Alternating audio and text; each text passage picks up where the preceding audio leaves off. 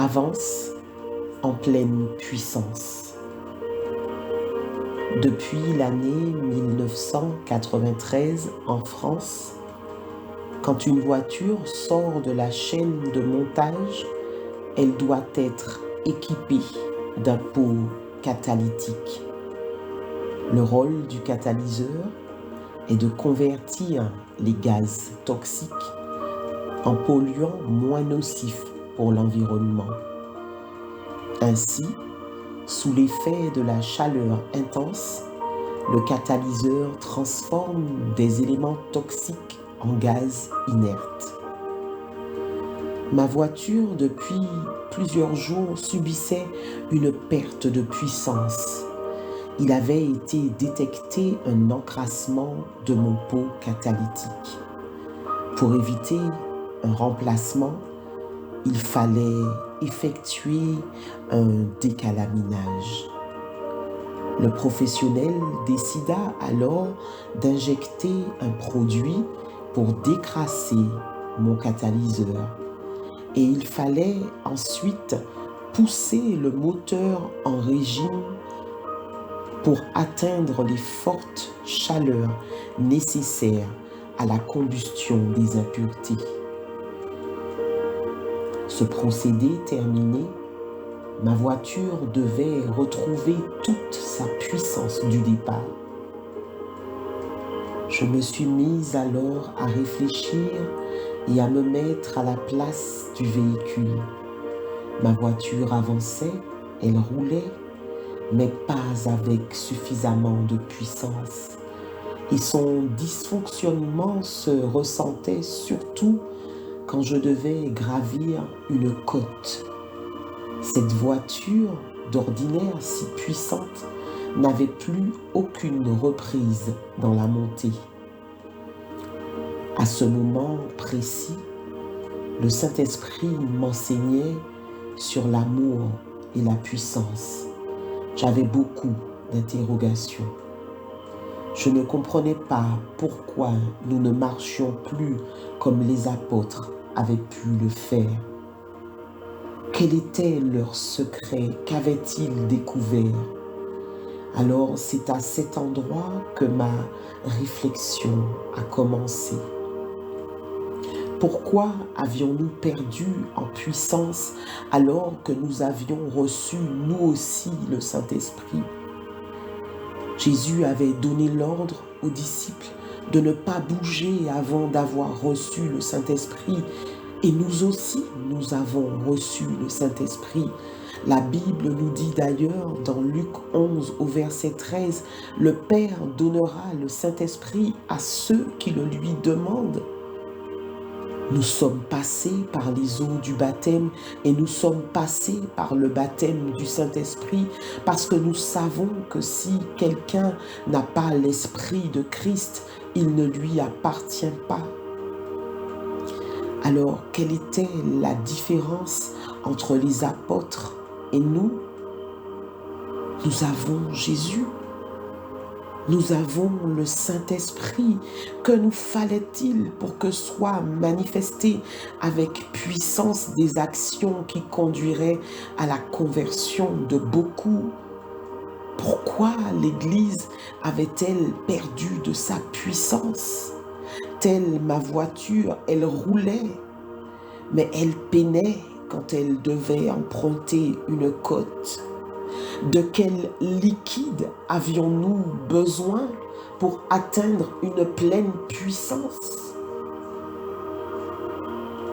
Dans mon véhicule, l'électricien avait placé un produit à l'intérieur de mon bac à essence qui devait pénétrer dans toutes les interstices de mon système d'échappement pour le nettoyer.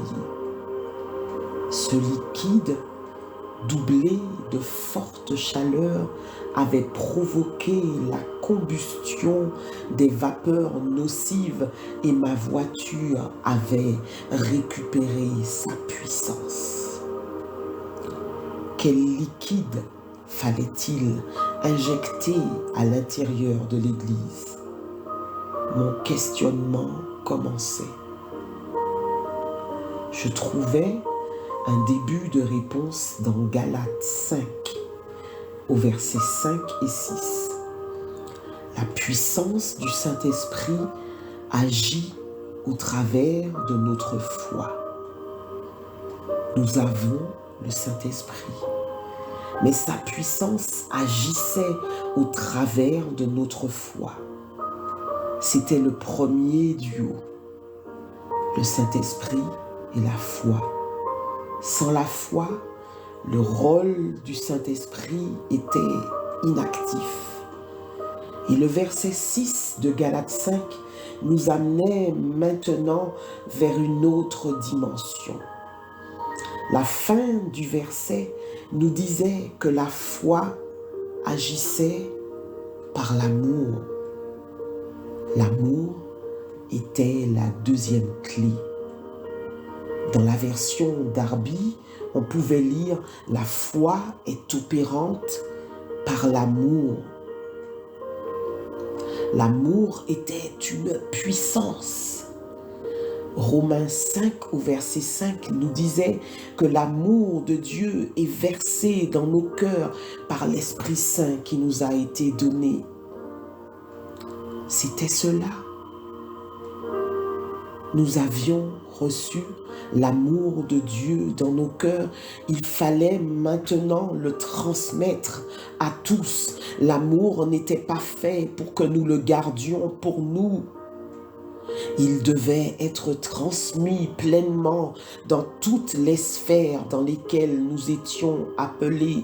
Il fallait donner, transmettre et relâcher cet amour. L'amour donnait, l'amour ne cherchait pas son intérêt. L'amour cherchait les intérêts du royaume de Dieu. L'amour était sacrificiel. L'amour ne se réjouissait pas du mal. L'amour était compassion, l'amour était patient, l'amour était plein de bonté et par-dessus tout, l'amour était obéissance jusqu'à la mort. Il y avait un lien étroit entre l'amour et l'obéissance. L'amour devait produire l'obéissance. Alors, tout comme le liquide injecté dans mon carburant, je prie que la foi et l'amour brûlent dans nos cœurs pour que nous puissions briller au milieu de cette génération perverse. Nous avons été choisis pour cette génération. Dieu nous a fait suffisamment confiance pour qu'il nous place dans cette génération qui verra l'avènement de son retour.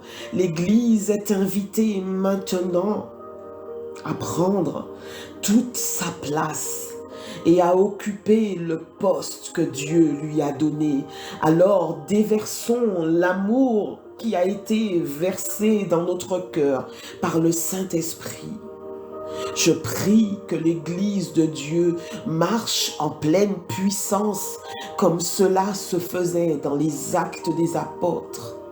Alors avance en pleine puissance. Laisse-toi envahir par cet amour. Que l'amour fasse son œuvre en toi et déverse cet amour dans le nom de Jésus. Qu'il en soit ainsi. Amen.